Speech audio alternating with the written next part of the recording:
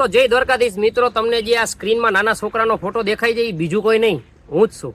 આ છોકરો જ્યારે નાનો હતો ને ત્યારે ખૂબ શાંત સ્વભાવનો હતો, પણ જેમ જેમ સમજનું થતું ગયું ને એમ થોડું કજિયારું થતું ગયું. એટલે આમ કોઈ કજિયો બીજા વાતનો નહીં, પણ ખાવા ટાણે વાટકો ભરીને ઘીનો ના મળે ને તો ધમ પછાડા કરવા માંડે અને દીવાર આઈને બારણા ભટકાડવા માંડે. કાં તો હુપડાના ઘા કરીને હુપડા તોડી નાખે, કાં તો પછી એને પાણી આરે માટલું ભરેલું હોય ને તો એમાં પાણો મારી અને માટલું જ તોડી નાખે. અને ક્યારેક ક્યારેક તો ફરિયામાં નાની પાડી ખીલે બાંધેલી હોય ને તો એને ખીલેથી છોડી મૂકે. એટલે શું છે કે પાડી ભેંસને ધાવી જાય અને બધાય દૂધ વગરના રહે. આમ કોઈ બીજો મોટો કજ્યો નહીં. અરે કહેના ક્યાં ચાહતે હો? મૂળ તો ખાવા ટાણે જ બધી માથાકૂટ રહેતી, પણ હવે તો ઘણો બધો સુધારો આવી ગયો છે લગ્ન થયા પછી. પણ દિલ તો હજી એ નાના બાળક જેવું જ છે, મસ્તીખોર. ક્યારેક ક્યારેક બાળપણ લાવીને તમારા સમક્ષ રજૂ કરી દે. આજે આનો જન્મદિવસ છે તો મને એમ થયું કે લાવને 2-4 ગુણ એના ગાઈ લઉં. હવે મિત્રો સીધી રીતે એવું કીધું હોય કે આજે મારો જન્મદિવસ છે, તમે બધા મિત્રો મને શુભેચ્છા પાઠવજો, એ તો કેવું અજુગતું લાગે. આ વાત ઉપરથી તમને બધાને ખ્યાલ તો આવી જ ગયો છે.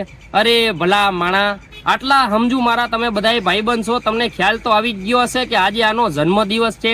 તો તમારે શુભેચ્છા પાઠવવાના ધબધબાટી બોલાવો, ત્યાં લગી હું તમારા માટે પાવલી પાવલી વાળી ચોકલેટ લેતા આવું. અને જે મને ફોલો કરતો હોય છે ને એના ભાઈબંધ અગર ફોલો કરાવશે ને એને હું તો 2 ચોકલેટ આલીશ.